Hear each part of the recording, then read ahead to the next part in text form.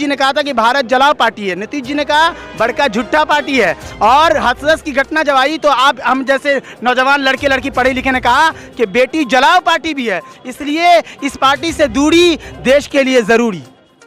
कौन सा नेता पसंद है आपको? जी नेता तो कोई भी बन जाए बढ़िया है नेता आपके नज़र में होगा ना कि हमारा ये फेवरेट है, ये बहुत अच्छा लगता है? जी। कौन कौन अच्छा लगता है? जी लालू जी ठीक है। और लालू जी अच्छा लगते हैं? लालू जी अच्छा लगते हैं। हाँ। जब किसी व्यक्ति का अभिमान घमंड बहुत अधिक पार कर जाता है, उसके साथ यही ही दशा करना चाहिए। बीजेपी का घमंड सत्ता के नशे में चूर था। जिस तरह इसकी सरकार थी तो महंगाई बढ़ रही थी या कम हो रही थी? महंगाई तो बढ़ल था सर, अच्छा, अब तो अच्छा लग रहा है।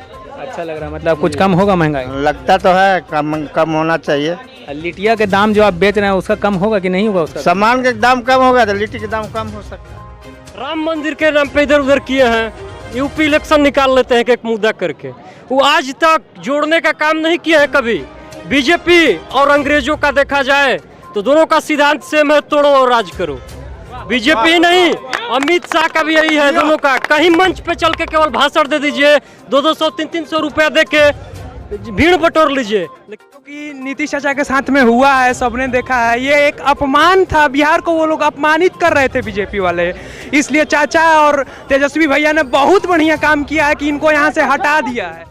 ज्यादा दिन तक अब वो नहीं टिकेंगे, बिहार में तो खत्म हो ही चुके हैं। ज्यादा दिन तक कौन नहीं टिकेंगे बिहार में? बीजेपी तो बिहार में है ही नहीं। वो बिना अकेले कभी लड़के दिखा सकते हैं, उनको कभी ना कोई उनको सपोर्ट चाहिए। आज उनका सपोर्ट छूटा, हाँ तो वो आज खत्म हो गए। आज वो बिहार से खत्म हुए हैं, कल पूरे देश से खत्म होंगे।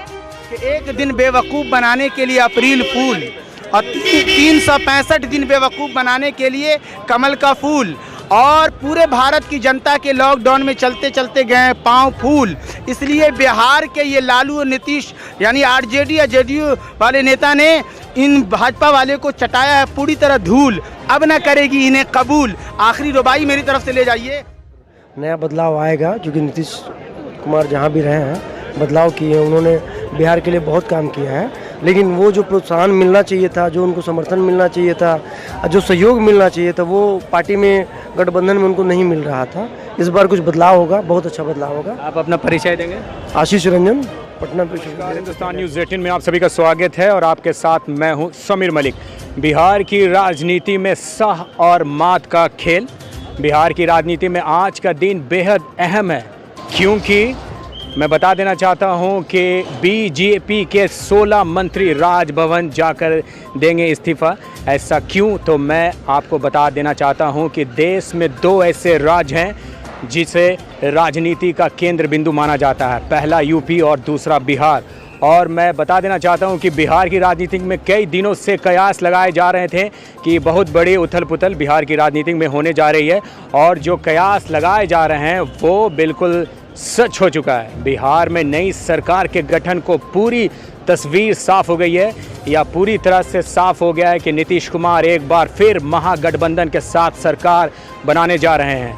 नीतीश कुमार ने राज्यपाल को 1 बजे मिलने का समय मांगा था, लेकिन राज्यपाल ने उन्हें मिलने के लिए 2 बजे का समय दिया था। नई सरकार का खाका लगभग तैयार हो चुका है।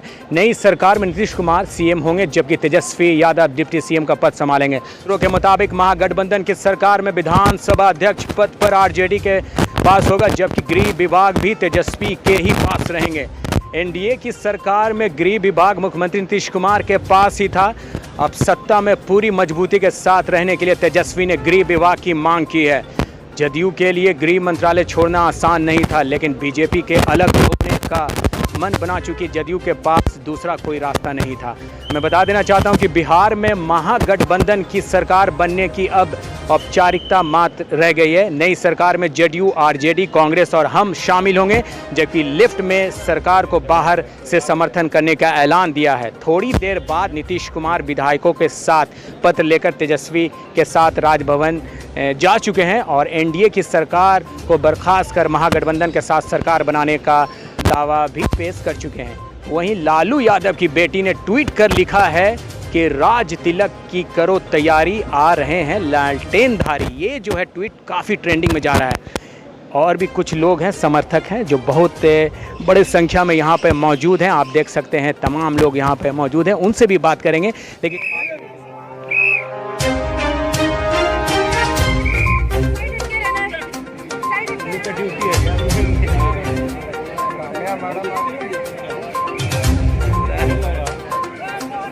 सब ठीक है ना। ये जो बिहार की राजनीति में इतनी बड़ी उथल पुथल हुई है, इसका कारण था कुछ महत्वपूर्ण बिंदु से आप लोगों को समझाने की कोशिश करते हैं और समझाते हैं जदयू का प्लान। विधानसभा में बीजेपी 1.5 महीना पहले तक सबसे बड़ी पार्टी थी। उसने वीआईपी के विधायकों को शामिल कराया और राजद में तगमा छीन लिया। नीतीश को यहीं से चाल समझ में आ गए। उन्होंने विधानसभा में सबसे बड़ी पार्टी बीजेपी को पीछे छोड़ने के लिए राजद में असदुद्दीन ओवैसी की पार्टी AIMIM के 4 विधायकों को शामिल कर दिया। ऐसा करके नई सरकार का दावा करने के बीजेपी मंसूबे पर पानी फिर गया। अक्सर होता है कि विपक्षी पार्टी के विधायक सरकार चल रही पार्टी में शामिल होते हैं, जबकि यहाँ पर उल्टा हुआ।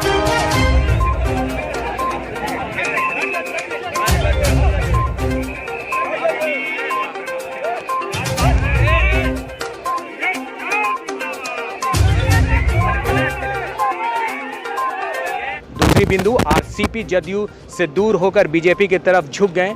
सबसे पहले नीतीश ने उन्हें केंद्रीय मंत्री पद से हटाने के लिए राज्यसभा नहीं भेजा।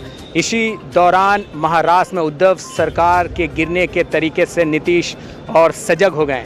एकनाथ शिंदे की तर्ज पर आरसीपी सिंह बिहार में काम करके कुछ बड़ा करने का तैयारी में थे।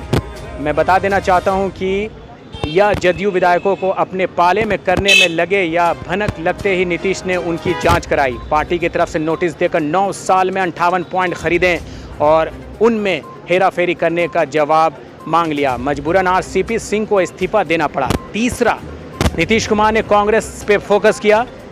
बिहार में बीजेपी आरसीपी सिंह के साथ तेजी से सक्रिय हो गई थी। झारखंड कांग्रेस में 3 विधायक पश्चिम बंगाल में नोट के साथ पकड़ा गए।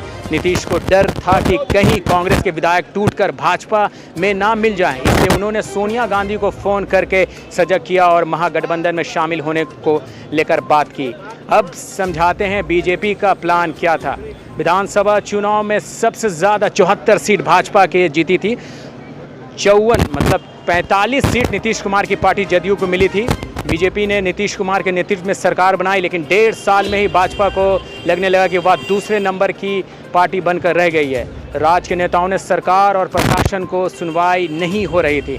नीतीश कुमार आरजेडी के इफ्तार पार्टी में शामिल हुए। लालू प्रसाद के बेटे तेजस्वी यादव और उसकी पार्टी आरजेडी से बढ़ती नीतीश की नज़दीकी से भाजपा डर गई। यहाँ से भाजपा नेताओं ने सुशासन को लेकर सवाल खड़े करने शुरू कर दिए। मैं आपको बता देना चाहता हूँ कि ये जो कदम था, ये जो टर्निंग पॉइंट था, सरकार बनने की तैयारी में जुट गई थी। लेकिन उधर केंद्र में आरसीपी को भाजपा के केंद्रीय नेताओं ने ज़्यादा भाव देना शुरू कर दिया। आरसीपी ने सहारे भाजपा जदयू में विधायक को तोड़कर और कांग्रेस के विधायकों के सहारे सरकार बनाने में अंदर ही अंदर तैयारी कर रही थी। राज्यसभा नहीं भेजे जाने पर नाराज आरसीपी का इस मिशन में लग भी गए थे। वह लगातार बिहार में जदयू के विधायकों से संपर्क कर रहे थे। अब कुल मिलाकर नतीजा ये आया है कि बिहार में महागठबंधन की सरकार होगी और अभी बस थोड़ी देर बाद यहाँ पर नीतीश कुमार और तेजस्वी यादव यहाँ पर पहुँचने वाले हैं। तमाम तैयारियाँ हो चुकी है। आप देख सकते हैं तमाम समर्थक, तमाम जितने लोग हैं यहाँ पर मौजूद हैं। कुछ लोग हैं, उनसे भी बात करने की कोशिश करेंगे। क्या कहना चाहते हैं? आज जो राजनीति में जो परिवर्तन हुआ है, ये बहुत ज़रूरी था। देश जो है आज के समय में देश में विपक्ष को ही ख़त्म करने की बात इसी बिहार की धरती पर जेपी नड्डा जो भाजपा के राष्ट्रीय अध्यक्ष ने कह कर गए थे। इसके बाद भी अगर क्षेत्रीय पार्टी या विपक्षी दल एक नहीं हुई और इस आरएसएस की सरकार को गिराने के लिए एकजुट नहीं हुई तो पूरे विपक्ष को खत्म कर देश में लोकतंत्र समाप्त करने की ओर ये जा रहे थे। 24 की तैयारी के लिए ही बिहार में ये सत्ता परिवर्तन हुआ है। मैं हाजीपुर से जदयू का कार्यकर्ता हूँ। बहुत सारे कार्यकर्ता यहाँ पे मौजूद हैं और भी लोग हैं, उनसे जानने की कोशिश करेंगे कैसा लग रहा है। महागठबंधन फिर से आने वाली है बिहार में।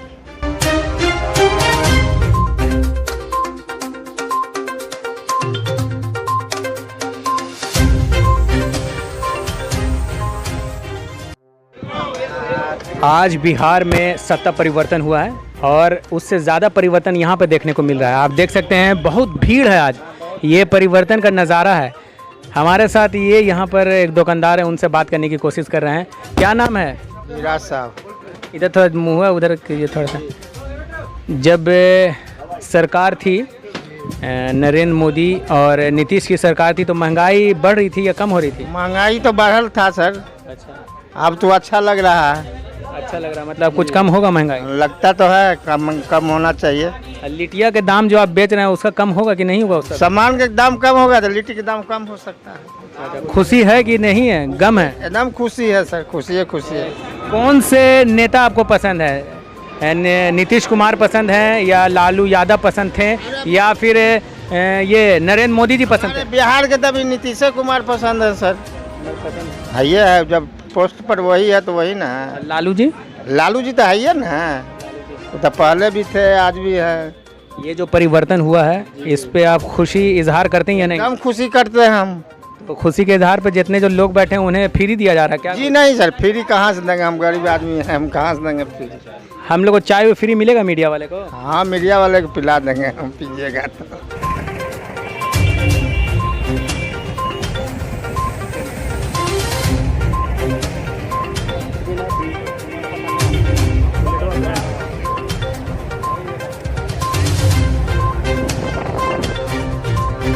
बिहार की नई सरकार में भी मुख्यमंत्री नीतीश कुमार होंगे। पिछली बार जब जदयू और राजद साथ आए थे तब तेजस्वी को डिप्टी सीएम बनाया गया था, लेकिन इस बार उनकी पत्नी राजश्री को डिप्टी सीएम बनने की चर्चा है। इसकी वजह तेजस्वी यादव समेत परिवार के कई लोगों पर लगा घोटाले का दाग बताया जा रहा है। पिछली बार इसी मुद्दे को बीजेपी ने जोर शोर से उठाया था और नीतीश को लालू परिवार का साथ छोड़ना पड़ा था। राजश्री पर कोई आरोप नहीं है, इसलिए लालू परिवार में इस नाम की चर्चा है। यह बड़ी बात सूत्रों के हवाले से निकलकर सामने आ रही है। सूत्रों की माने तो छोटी बहू को डिप्टी सीएम बनने के मुद्दे पर लालू परिवार और राजद के कुछ खास बड़े नेताओं के बीच बड़े स्तर पर चर्चा हुई है। इस बात पर हामी भरे जाने की संभावना है। हालांकि राजद की तरफ से इस बात को लेकर अभी तक कोई आधिकारिक बयान नहीं आया है। बहुत सारे लोग जुड़े हैं, इनसे पूछते हैं सत्ता परिवर्तन हुआ है बिहार में, क्या कहना चाहेंगे? जो हुआ है जनता के हित में हुआ है। शिक्षा व्यवस्था सुधरेगी, स्वास्थ्य सुधरेगी। जो अफसरशाही थाना ब्लॉक में पूरा अपना चरम सीमा पर था उसमें सुधार होगी और जो होगी गरीब के लिए कल्याण के लिए बहुत योजना चलेगी। अपना परिचय देंगे? डॉलर यादव, दानापुर।